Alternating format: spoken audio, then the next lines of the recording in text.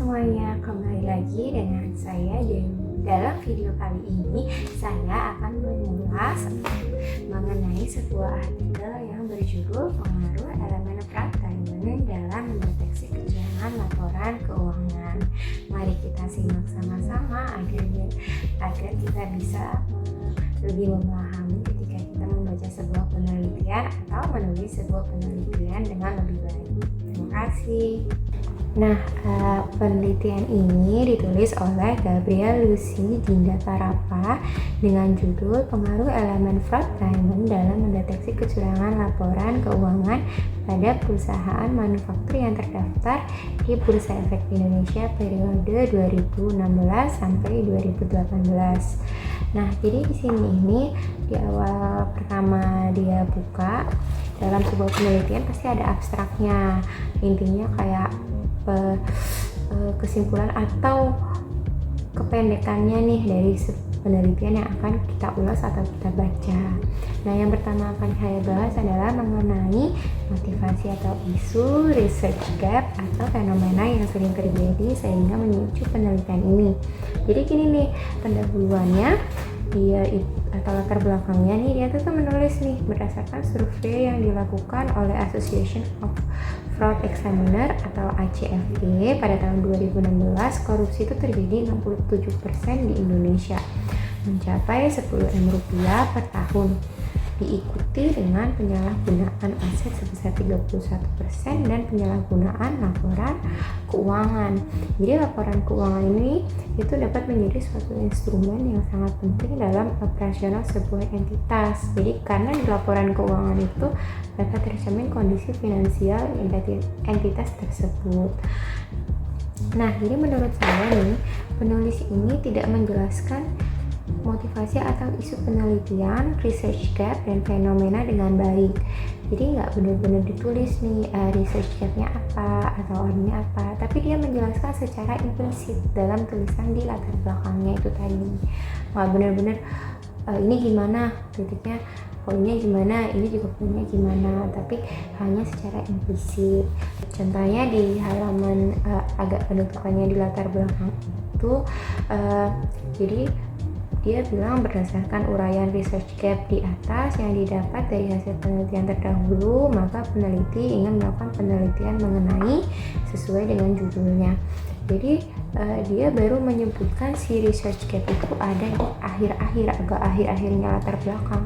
Tapi untuk menulis kayak motivasi sama isunya, dia itu secara implisit aja. Tapi ketika kita membaca secara menyeluruh dan memahaminya, kita bisa tahu. Nah, selanjutnya adalah artikel-artikel utama dalam penelitian. Jadi sebenarnya setiap artikel yang dia gunakan di sini, yang dia ambil itu dia sudah menuliskan siapa saja penulisnya dan pada tahun berapa. Contohnya aja, dia mengambil tulisan dari Basari pada tahun 2015. Terus dia juga menyebutkan ngambil dari Nurmayanti tahun 2018, yaitu data mengenai adanya pelaporan bahwa manipulasi laporan keuangan ini itu udah merugikan 14 bank di Indonesia hingga triliun rupiah. Itu dinyatakan dalam tulisannya Nurmayanti tahun 2018. Bahkan dia juga nulis nih ada berita dari CNN pada tahun berapa gitu. Nah, dia juga ada nyebutin dia ngambil dari Wolfe dan Hermanson pada tahun 2004. Nah, di situ dia menjelaskan kalau dia pakai teorinya si Wolfe itu tadi. Terus dia juga pakai ambil punyanya Anisha tahun 2016. Jadi menurut saya nggak ada kritik untuk poin ini. Penulis itu udah cukup menjelaskan artikel-artikel yang menjadi referensi dalam penelitian ini. Bahkan dia juga udah nulisin, nggak asal cuma artikel yang ngambil, tapi dia juga menyebutkan ini penulisnya siapa dan ditulis pada tahun berapa. Karena memang dalam artikel atau data yang kita ambil kan harus valid untuk dalam penelitian. Dasarnya apa? Kita harus menyebutkan nih data ini memang benar-benar kita ambil dari mana dan pada tulisannya siapa. Jadi kita tahu sumbernya itu siapa dan dari mana agar sumber itu bisa kita ketahui valid atau tidaknya. Nah, yang selanjutnya itu apa yang menjadi novelty dari penelitian ini. Di sini yang bisa saya kritik, yang bisa saya lihat poinnya adalah peneliti tidak menjelaskan secara jelas nih novelty penelitiannya ini, baik di bagian abstrak ataupun di bagian pengantar. Jadi ketika kita membaca penelitiannya, dia tidak ada tuh menjelaskan di situ sama sekali novelty-nya atau kebaruannya itu apa. Nah, ini yang perlu kita lihat dan perlu diperbaiki oleh peneliti. Yang selanjutnya adalah mengenai rumusan masalah. Jadi di sini rumusan masalahnya itu ada 6, yaitu yang pertama, apakah stabilitas keuangan berpengaruh terhadap kecurangan laporan keuangan. Yang kedua, apakah tekanan eksternal berpengaruh terhadap kecurangan laporan keuangan. Ketiga, apakah target keuangan berpengaruh terhadap kecurangan laporan keuangan. Yang keempat, apakah kondisi industri berpengaruh terhadap laporan keuangan kecurangannya. Yang selanjutnya adalah apakah ineffective monitoring berpengaruh terhadap kecurangan laporan keuangan.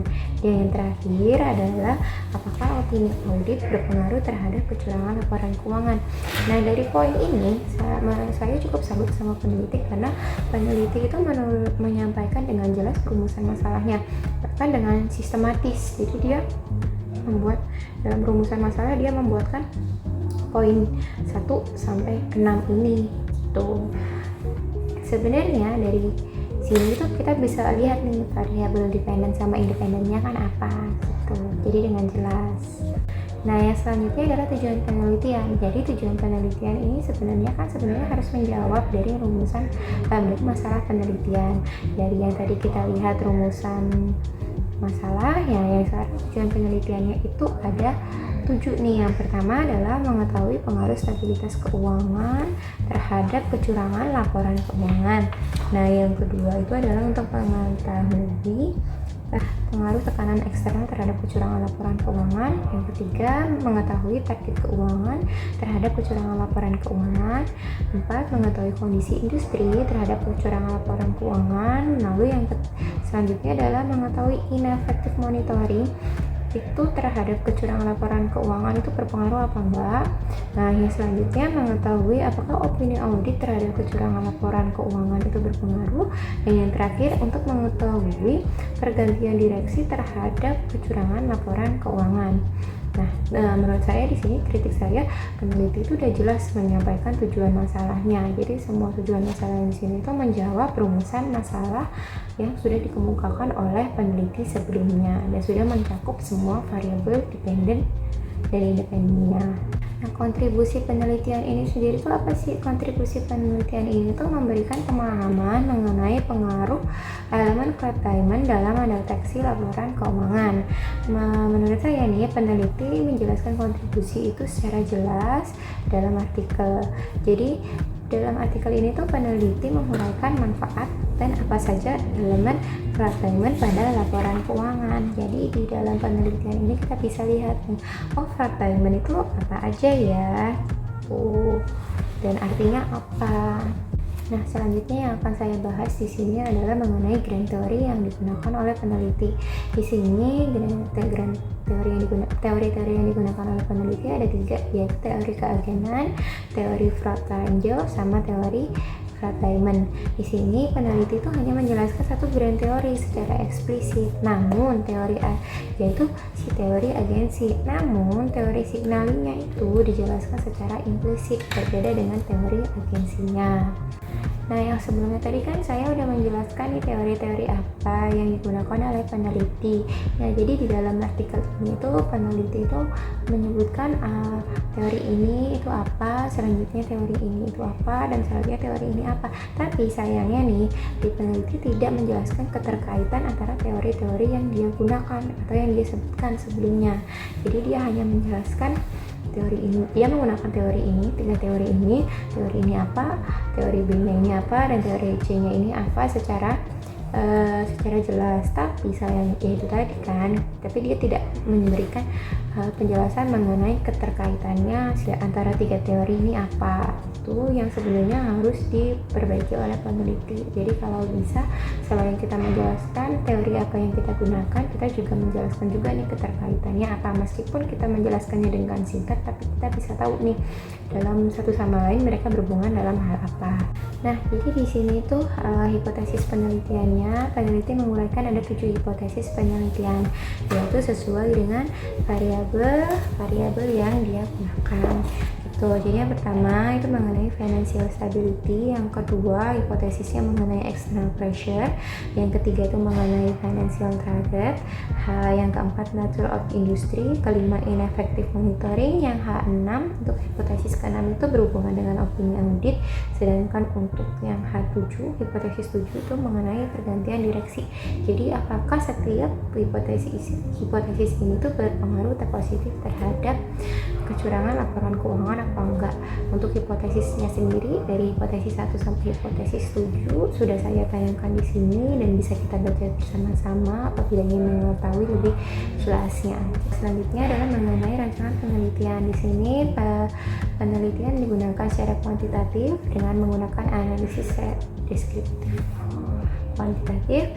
Lalu teknik penarikan sampelnya itu menggunakan purposive sampling. Untuk unit analisisnya itu peneliti menggunakan populasi yaitu 171 perusahaan yang manufaktur di BEI pada tahun tersebut, yaitu tahun 2016 sampai 2018. Lalu nanti akan terpilih 13 perusahaan yang memenuhi semua kriterianya. Untuk metode penelitiannya pun menggunakan regresi data panel. Nah, jadi sayangnya di sini adalah peneliti tidak menampilkan indikator dalam menentukan variabel operasi dan pengukurannya. Tadi kan kita udah tahu nih variabel independen sama dependennya apa dari hipotesis itu, sebenarnya kita bisa tahu nih variabelnya apa. Cuman harusnya peneliti itu juga menampilkan indikator dalam menentukan si variabel operasinya dan pengukurannya nanti seperti apa. Nah, untuk uji kelayakan modelnya itu peneliti menggunakan beberapa uji. Jadi contohnya yang pertama adalah uji berpasangan dua model, yaitu uji Chow yang menggunakan common effect dan fixed effect, uji Hausman fixed effect versus random effect, uji Lagrange multiplier yang antara common effect dan random effect. Nah, kesimpulan dari semua penelitian ini dalam penelitian ini datanya setelah dilakukan uji berpasangan dua model, ternyata yang cocok digunakan di sini adalah fixed effect model. Nah, kalau untuk uji asumsi klasiknya di sini peneliti menggunakan uji multikolinearitas yang memberikan hasil bahwa variabel independen yang dimiliki nilainya lebih dari 0,8. Jadi sehingga dapat kita simpulkan bahwa tidak terjadi multikolinearitas dalam model regresi. Untuk yang uji yang kedua itu adalah heteroskedasitas. Jadi di sini itu menggunakan uji Glaser ya penelitinya. Itu yang hasilnya adalah sesuai dengan tabelnya, yaitu berdasarkan uji heteroskedasitas dapat kita lihat bahwa probabilitas dari masing-masing variabel memiliki nilai lebih dari 0,05. Maka dapat kita simpulkan bahwa model regresi data panel tidak terjadi heteroskedasitas. Nah, yang selanjutnya adalah uji hipotesisnya. Uji hipotesisnya peneliti menggunakan 3 uji, yaitu uji F, koefisien determinasi, dengan uji T. Nah, di uji F ini yang menampilkan pada fixed effect model. Jadi kan tadi sebelumnya udah kita lihat yang uji kelayakan kesimpulannya tadi dia lebih cocok menggunakan fixed effect model ya. Nah, itu menunjukkan bahwa F statistiknya itu sebesar 4,253021. Sementara F tabel dengan tingkat alfa 5% itu adalah 2,32. Jadi F statistiknya itu lebih besar daripada F tabel. Dapat disimpulkan dari variabel-variabel independen dalam penelitian ini terdiri dari financial stability, external pressure, financial target, nature industry, ineffective monitoring, opini audit, dan pergantian direksi secara bersama-sama memiliki pengaruh terhadap kecurangan laporan keuangan. Nah, kalau untuk yang koefisien determinasinya kan tetap menggunakan fixed effect model. Nilai adjusted R squared-nya itu sebesar 0,619267. Artinya, variasi perubahan naik turunnya kecurangan laporan keuangan dapat dijelaskan oleh variabel independen dalam penelitian ini sebesar 61,9267%. Sementara sisanya yaitu 38, sekian persen itu dijelaskan oleh variabel-variabel lain yang tidak diteliti dalam penelitian ini. Nah, untuk uji yang terakhir, peneliti menggunakan uji T.